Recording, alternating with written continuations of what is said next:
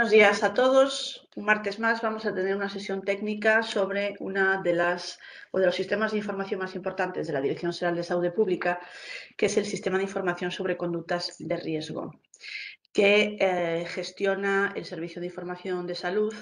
No la veis, pero me acompaña Soli, que es la responsable de este servicio, de este sistema de información.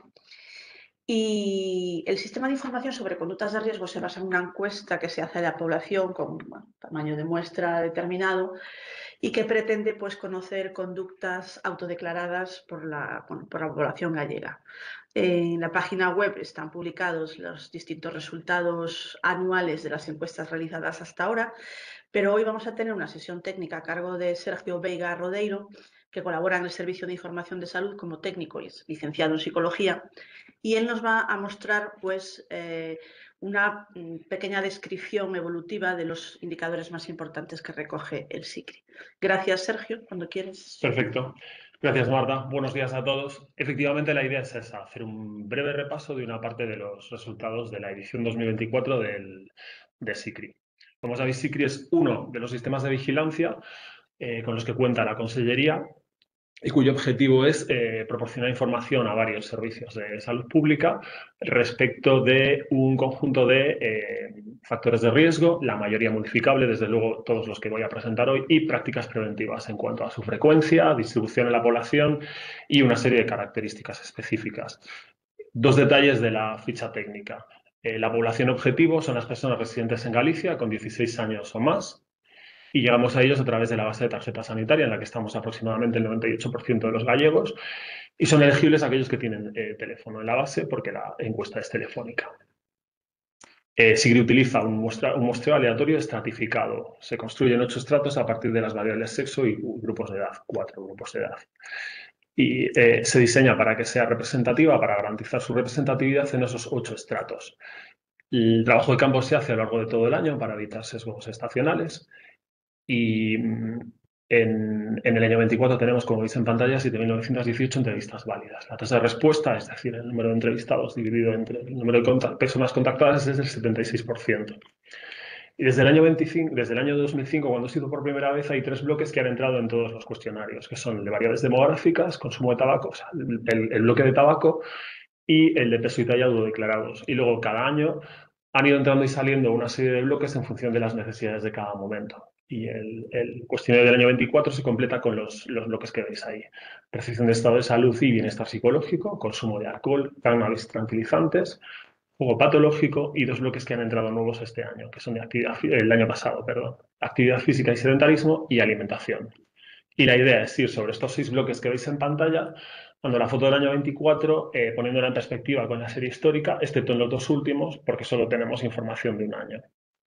Entonces, si empezamos con tabaco, aquí tenéis de izquierda a derecha, consumo diario, ocasional, exfumadores y en azul personas que refieren que nunca han fumado.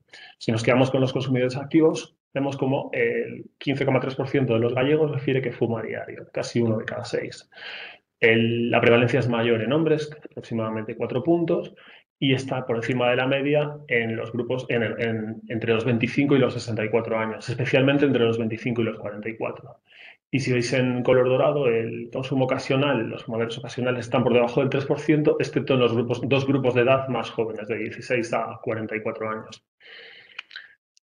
Y si lo ponemos en perspectiva con la serie histórica, empezamos con la línea verde, refleja a quienes nunca han fumado, vemos cómo se ha movido entre el 49 y el 50% en toda la serie. Si os fijáis en los fumadores ocasionales, los que están abajo, en amarillo, en dorado, vemos cómo ha oscilado entre el 3 y el 4% y el año pasado era del 2,8%. El consumo diario en granate ha bajado prácticamente un 40%, ha pasado de 1 de cada 4 en 2005 a 1 de cada 6 el año pasado. Y el porcentaje de exfumadores ha subido un 44%, creo que aproximadamente. Recoge ese descenso en el consumo diario y además el que veíais en el consumo ocasional.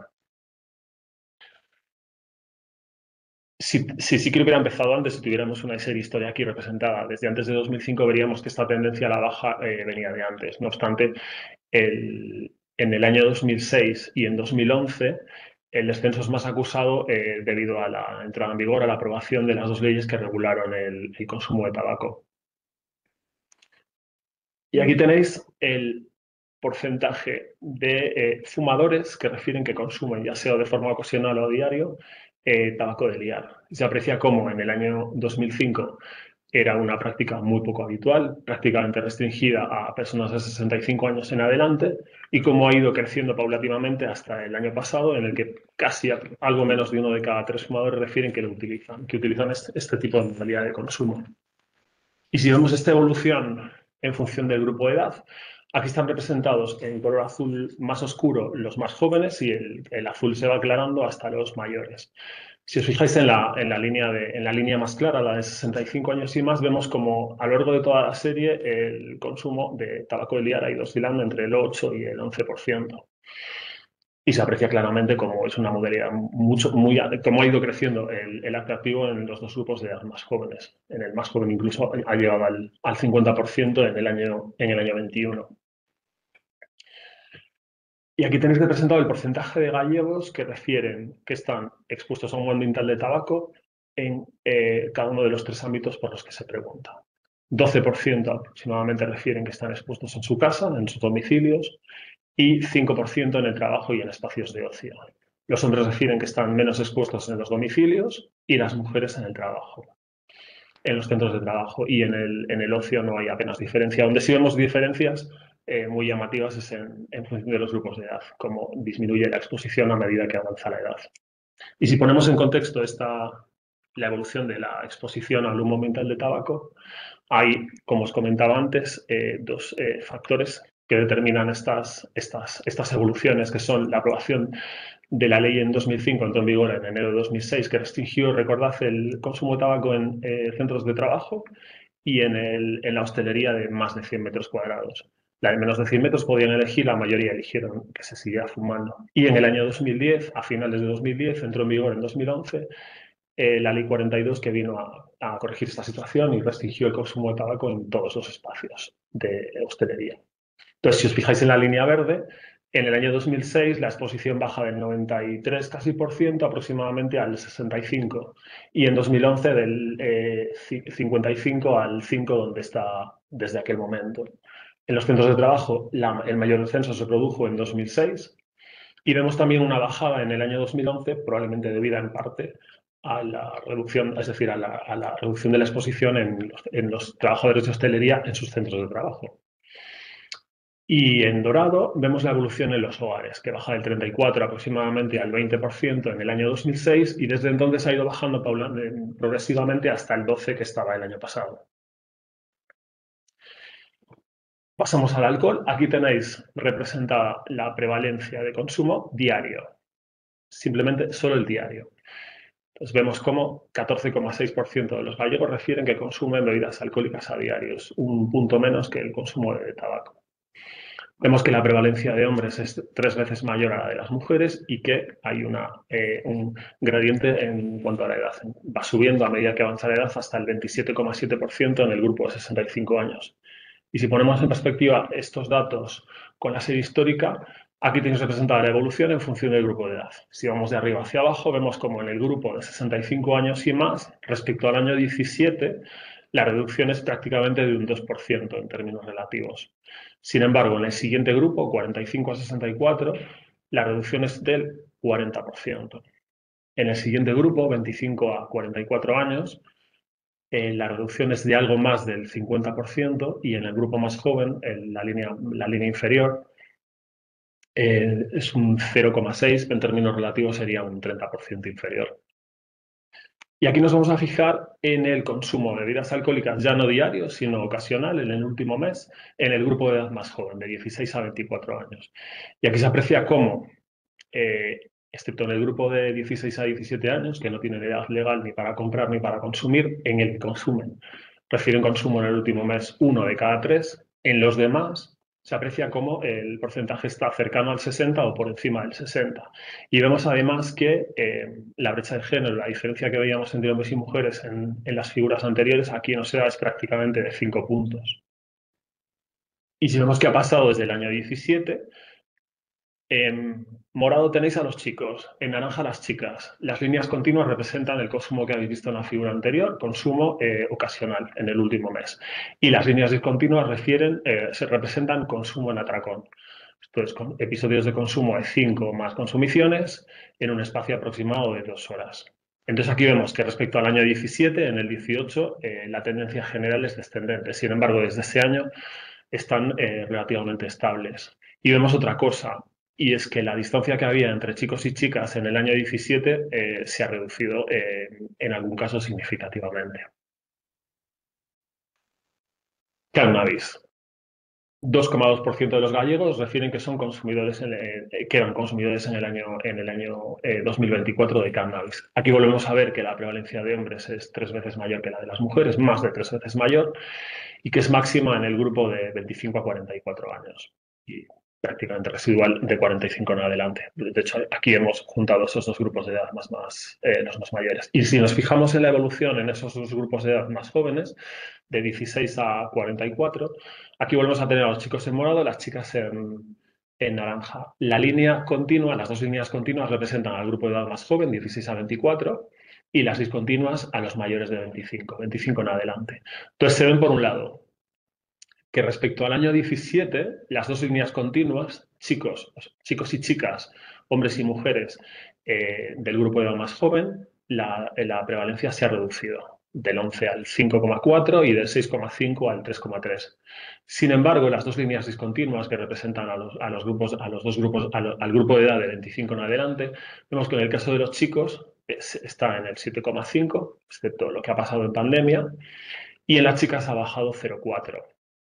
Y luego vemos otra cosa, y es que en el año 17, quienes más consumían cannabis eran el grupo más joven. Están las líneas continuas por encima de las discontinuas.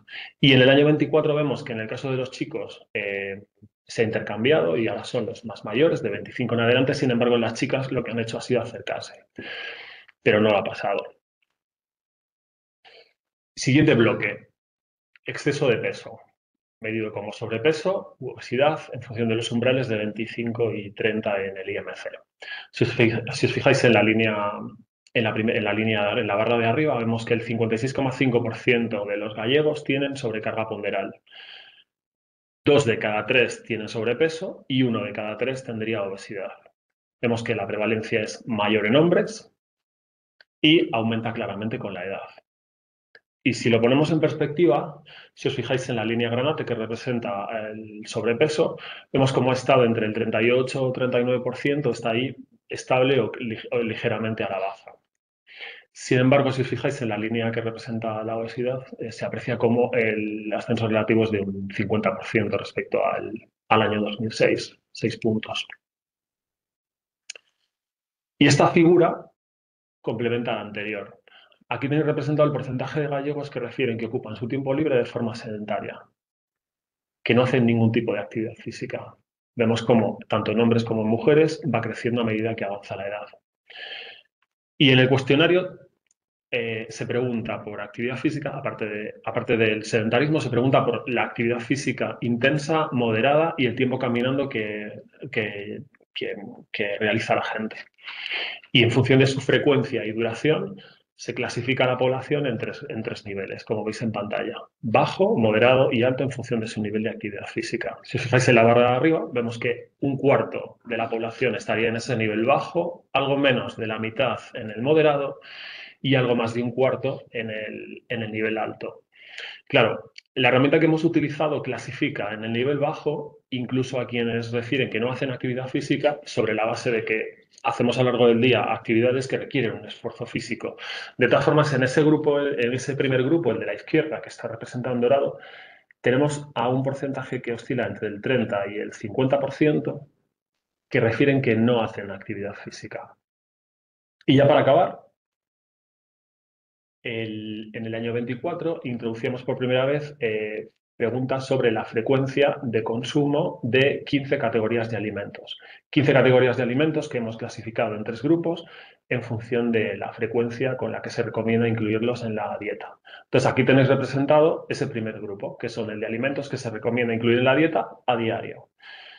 y están organizados de abajo arriba en función del cumplimiento de la recomendación, de forma que aquí representaría cumplimiento de la recomendación el color azul más oscuro. Y vemos cómo va subiendo y la asignatura pendiente en este caso serían las verduras y hortalizas y la pasta, el arroz y las patatas. Solo se consumen 3 de cada 10 y aproximadamente algo más de 2 de cada 10. En este segundo grupo tenemos los alimentos que se recomienda incluir en la dieta de forma semanal. El cumplimiento de la recomendación aquí estaría representado por el color azul intermedio y vemos como 9 de cada 10 gallegos refieren que consumen de forma semanal carne, huevos y pescado. Sin embargo, el consumo de legumbres baja a 8 de cada 10, algo menos de 8 de cada 10, y llama la atención que hay 2 de cada 10 que refieren que consumen legumbres de forma ocasional o que directamente nunca las consumen. Y ya para acabar, el último grupo sería el de alimentos que se recomienda incluir de forma ocasional. Aquí el cumplimiento de la recomendación lo marcaría el color azul más claro. Vemos como la asignatura pendiente estaría en el zumo natural y especialmente en los dulces y en los embutidos y fiambre. En estos dos últimos se aprecia como 6 de cada 10 y 7 de cada 10 respectivamente consumirían estos alimentos en una frecuencia mayor de la recomendada.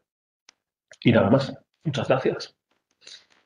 Pues muchas gracias, Sergio, porque has condensado en 15 minutos, que no es fácil, toda la información, tanto del análisis de 2024, de los indicadores más relevantes y además el evolutivo.